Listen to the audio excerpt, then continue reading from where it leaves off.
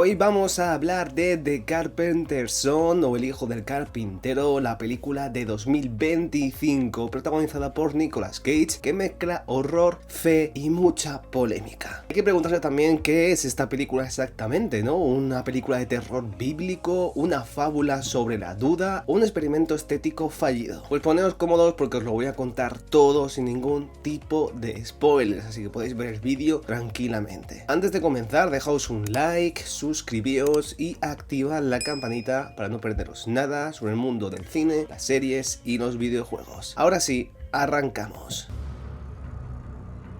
The Carpenter's Son fue escrita y dirigida por Lotfi Nathan y cuenta en el reparto con Nicolas Cage, FKA Twigs, vaya nombre, Noah Jupe y Suheila Yaqub. La película se estrenó en cines de Estados Unidos el 14 de noviembre de 2025, o sea, sí, este año ya, pero hasta el día de hoy no ha venido por estos lares, así que no he podido verla antes. Y como dato hay que decir que es una pieza de terror sobrenatural inspirada en el Infancy Gospel of Thomas, es decir, en el Evangelio apócrifo de Tomás, un texto sobre la infancia de Jesús, así que como veis, interesante está la cosita. La película sitúa a una familia, un carpintero, su mujer y su hijo adolescente en una aldea remota durante la época romana en Egipto. El hijo despierta de repente poderes incomprensibles, a la vez que aparece una misteriosa chica que lo tienta, y también lo que empieza con una narración sobre la duda y la protección desemboca rápidamente en episodios sobrenaturales de violencia y terror. La película evita nombrar lógicamente directamente a personajes como Jesús, María y demás en diálogos, ya que de forma genérica los llama el muchacho, la madre o el carpintero, pero creo que la inspiración después de contaros esto es bastante obvia. Lotfi Nathan viene de una sensibilidad ligada a raíces coptas y a textos apócrifos. Su intención declarada fue explorar la humanidad, la duda y la tentación en una narrativa que toma prestado del horror para dramatizar conflictos de fe. Visualmente apuesta por el cine austero, es decir, con lugares rurales, cuevas, luces cálidas contra sombras frías, y por una puesta en escena que busca tensión más que efectos espectaculares. Y esto es importante, ya que no es un ejercicio de gore gratuito, sino un intento de horror lírico y también religioso. Lo que pasa es que esa apuesta tonal deja poco margen para la ambigüedad positiva, o la película te envuelve o directamente te deja frío, no hay término medio. Por otro lado, lo que hace a la película arriesgada es su material de base, ¿no? Jugar con la infancia de una figura religiosa central, el niño que evoca a Jesús, usando recursos del terror como tentaciones demoníacas, violencia física y escenas que rozan el sacrilegio, la verdad. Nathan se defiende bastante bien ante esto, ya que su lectura es humana y no blasfema. Pero el cine lógicamente no existe en el vacío y las lecturas públicas y religiosas son parte del texto. Y eso explica mucho la respuesta polarizada que lo rodea, ¿no? Porque hay quienes ven aquí una apuesta algo arriesgada, algo valiente, y otros una provocación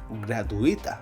Mi punto de vista ya hablaremos más adelante, pero sí que es verdad que esa discrepancia, ¿no? O ese debate existe, y bueno, es por motivos. En cuanto a las interpretaciones, Nicolas Cage interpreta al carpintero, una figura protectora con miedos y arrebatos de intensidad, y hace lo mejor que sabe hacer, ¿no? Entregarse totalmente al papel, pero también en contrapunto, ¿no? Tiene una especie de interpretación contenida bastante extraña. He leído por ahí que algunas personas dicen que está un poco desencajado, que no termina de encajar muy bien en el rol, o no en el rol, ¿no? Sino más bien un poco en el tono de la película, en el tono sobrio que tiene la película. Pero bajo mi punto de vista, yo diría que Cage propone una presencia volcánica que choca intencionalmente con la contención del film. Creo que es un faro de furia, pero también de ternura, y a mí me funciona. Por su parte, Noah Jupe como el muchacho aporta mucha vulnerabilidad, y es que su viaje de duda y poder es el corazón de la película, el corazón dramático, lógicamente. FKA Twigs como la madre y también Isla Johnston como la chica misteriosa, vamos a decir, completan un reparto que, salvo excepciones, consigue transmitir el conflicto interior con muy pocos diálogos. En conjunto hay que decir que las actuaciones son de entrega total, que algunas funcionan mejor por coherencia tonal que otras, también hay que decirlo. El guión está firmado por el propio director y prefiere la insinuación directa a la explicación. Hay secuencias breves muy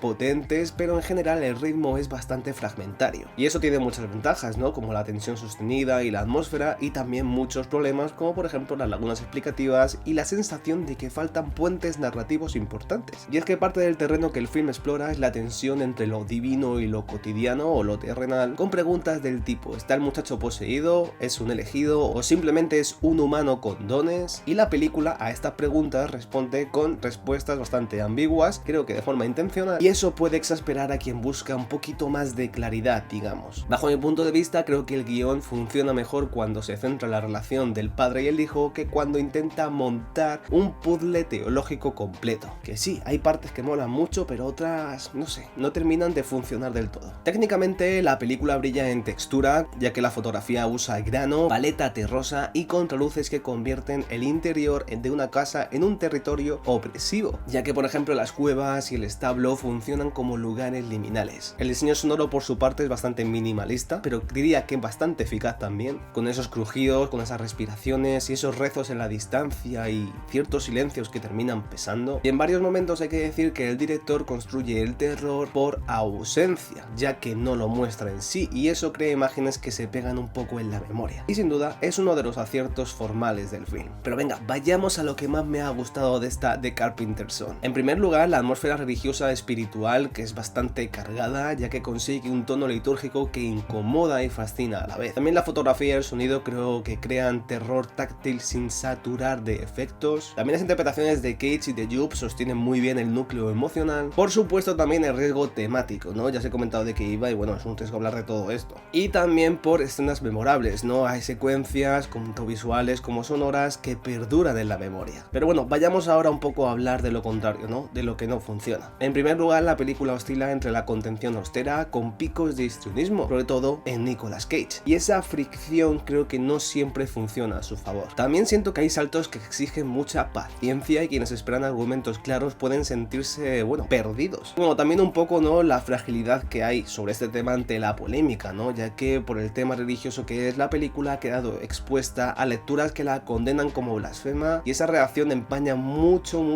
de la recepción crítica y público. Por eso, bueno, siento que quizás la puede un poco mermar en ese punto. The Carpenter's Son es una película valiente en intención y desigual en ejecución. Tiene imágenes y secuencias que quedarán en la memoria, actuaciones que se recuerdan y recursos técnicos bastante sólidos, pero su ritmo fragmentario y la tensión entre contención y exceso la restan mucha nitidez. Para mí es una película interesante y recomendable si buscas cine que te incomode un poco y provoque, no sé, cierto debate, cierta discusión, pero no es recomendable si buscas entretenimiento claro o una lectura religiosa confortable. Pero bueno, yo siempre os digo que veáis las películas y saquéis vuestras propias conclusiones. Hasta aquí el vídeo de hoy, yo soy No Solo Cine y nos vemos en el próximo vídeo.